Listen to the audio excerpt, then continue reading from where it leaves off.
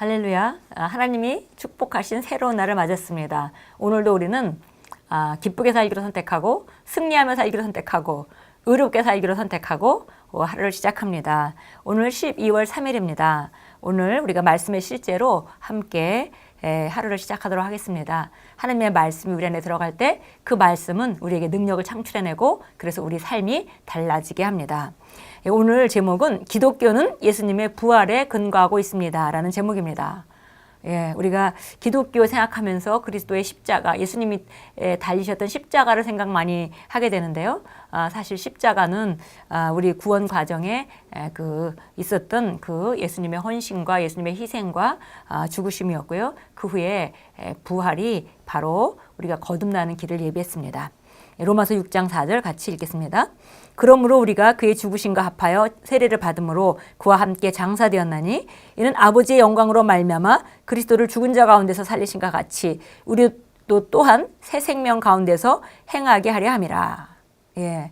바로 우리가 그분의 죽으심과 합하여 침례받게 되고 그와 함께 장사되고 그분의 영광으로 그분이 죽은 자들 가운데서 일어나실 때 우리가 일어나고 또 그분이 하나님의 보좌 우편에 앉으실 때 우리가 그 자리에 함께 앉게 되고 이제는 우리가 이렇게 하신 이유는 우리가 새 생명 가운데 행하게 하려 하심이라. 그래서 우리가 그리스도인이라면 이제 우리가 과거의 나랑 상관없이 새 생명 가운데 살아야 되고 새 생명 가운데 기능해야 하겠습니다. 읽겠습니다. 만일 죄로부터의 구원이 기독교에 대한 전부라면 예수님께서는 죽은 자들 가운데서 다시 일으켜지실 필요가 없었습니다. 십자가에서 죽으신 것으로 충분했을 것입니다. 그분의 죽음은 우리의 모든 죄값을 지불했고 완전한 속죄를 보장했습니다. 그러나 그것은 속량일 뿐이지 기독교가 아닙니다. 속량은 값을 치르고 어떤 사람을 구해주는 것을 의미합니다. 그래서 예수님께서 죽으셨을 때 그분은 자신의 생명으로 사람들의 속량의 값을 지불하신 것입니다. 그분은 그리스도인이 아니라 모든 인류를 위해 그렇게 하셨습니다. 그러니까 예수님이 십자가에 죽으신 것은 모든 인류에 대한 값을 치르신 것입니다. 그리스도께서는 그리스도인을 위해 죽으신 것이 아니었습니다. 이것을 한번 보십시오. 예수님께서 십자가에 달리셨을 때 하나님의 마음에는 우리 또한 그분 안에서 함께 못 박힌 것입니다. 왜냐하면 예수님께서는 우리의 대표자이셨기 때문입니다. 그분께서 다 이루었도다 라고 외치시고 죽으셨을 때 우리 또한 그분 안에서 죽은 것입니다. 여기에 바로 사탄도 알지 못하고 천사들도 놀라하며 알기 원했던 대단한 사실이 있습니다. 기독교는 바로 그분의 죽음이 아니라 예수님의 부활에 근거하고 있다는 것입니다. 예수 그리스도의 부활은 우리에게 속량 이상의 것을 주었습니다. 그분의 부활은 우리를 생명의 새로운 가운데로 이끄셨습니다. 우리는 그리스도와 함께 일으켜졌습니다.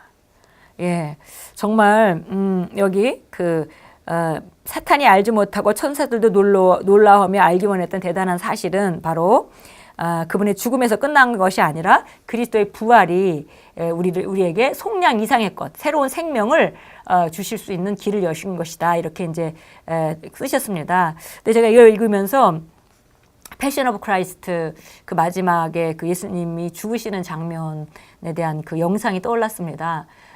마치 사단이 씩 웃으면서 예수님을 죽이고 좋아하는 것 같았지만 사실은 정말 사단이 알지 못하는 놀라운 계획이 하나님께는 있었습니다. 그래서 그냥 예수님이 죽음으로 끝난 것이 아니고 예수님이 부활하심으로 말미암아 예수님의 부활이 거듭난 많은 생명들이 똑같은 예수님 같은 그런 하나님의 자녀들이 태어날 수 있는 길을 여신 것이죠. 그래서 사단은 예수님을 죽이고 좋아했을지 모르지만 사실은 그 후에 부활이라는 걸 통해서 더 많은 예수들이 바로 거듭나고 생명의 새로운 가운데서 태어나게 되고 그런 상태로 이 땅에 많은 작은 예수들로 살아가고 있다는 것입니다.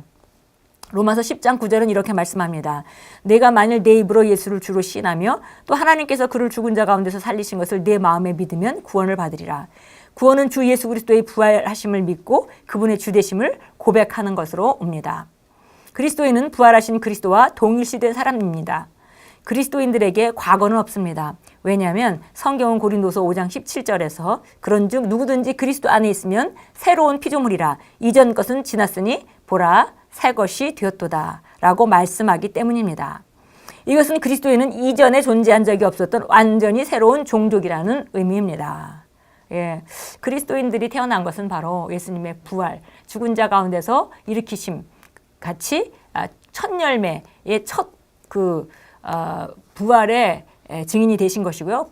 부활하신 분이 되는 것이고, 이제 예수 믿는 사람들이 똑같이 그의 죽으심과 그의 부활에 동참하게 돼서 새로운 종족이 이루어지는 거죠. 그러니까 그 첫 번째 열매가 바로 예수님이셨고, 그 다음에 우리 거듭난 그리스도인들이 그 뒤를 따라서 모두 다 새롭게 태어났습니다. 그래서 특별한 종족입니다. 이 땅에 존재하지 않는 특별한 종족입니다. 전에 존재하지 않던 그런 새로운 종족으로 우리가 거듭났고, 바로 우리가 그리스도인들은 바로 그런 특별한 사람들인 것을 우리가 알 수 있습니다. 야고보가 그가 그 피조물 중에 우리로 한 열매가 되게 하시려고 자기의 뜻을 따라 진리의 말씀으로 우리를 낳으셨느니라 라고 선포한 것은 당연합니다. 그러므로 거듭난 당신은 단지 속량받은 사람이 아닙니다. 당신은 그리스도의 속량 사역의 열매입니다. 속량은 그분의 죽음으로 완벽하게 끝났지만 기독교는 그분의 부활에서 시작되었습니다. 할렐루야. 예, 이것을 정확하게 알 때 우리가 새로운 피조물로서 하나님 자녀로서 이 땅에서 어떻게 독특하게 우리 새로운 본성을 가지고 살아갈 수 있는지를 우리가 좀 더 확실하게 명백하게 이해할 수 있게 됩니다.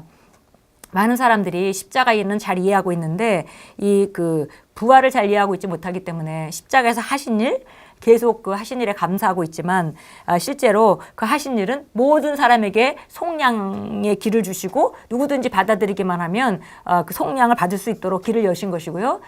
그것을 속량을 받아들이고 예수님을 영접하는 순간, 예수님을 그 입으로 시인하고 마음으로 믿고 입으로 시인하는 순간에 그때 바로 그는 거듭나게 됩니다. 거듭나게 되고 새롭게 태어나게 되죠.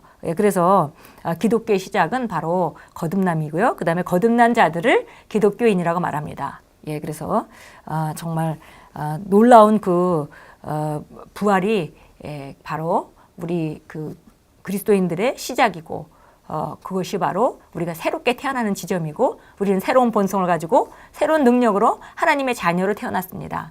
예, 그래서 이 땅에 살 때 예전과는 아주 다른 그런 본성을 가지고, 그런 기능을 가지고 우리가 그런 능력으로 세상을 다스리며 살아갑니다.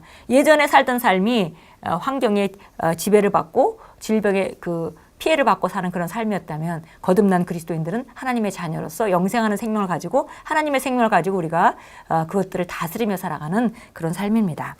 예, 고린도서 5장 17절 말씀, 잘 아는 말씀이지만 찾아서 보도록 하겠습니다.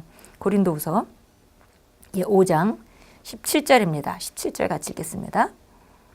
그러므로 누구든지 그리스도 안에 있으면 새로운 피조물이라 옛 것들은 지나갔으니 보라 모든 것이 새롭게 되었도다. 예, 우리는 새로운 피조물이 됐습니다. 모든 것이 새로워졌습니다. 새로운 본성을 받았고, 삶의 방식도 다르고, 말하는 방식도 다르고, 우리가 구약에서 시온의 백성이라고 표현된 우리가 정말 하나님의 왕국에 우리가 기능하고, 하나님의 왕국에 있는 사람들은 승리하는 사람들이고, 그들은 신성한 건강 가운데 사는 사람들이고, 그리고 그들은 풍요 가운데 사는 사람들입니다. 그것이 바로 우리입니다. 갈라디아서 2장 20절 보겠습니다. 갈라디아서 2장 20절. 사도 바울이 정말 유대계에 능한 사람이었고 정말 율법에 능한 사람이었습니다. 그런데 이제 그 갈라디아서에서 이렇게 말합니다. 내가 그리스도와 함께 십자가에 못 박혔으나 그럼에도 나는 살아있노라. 그러나 내가 사는 것이 아니요 그리스도께서 내 안에 사시는 것이라. 내가 이제 육신으로 사는 삶은 나를 사랑하시어 나를 위해 자신을 주신 하나님의 아들을 믿는 믿음으로 사는 것이라.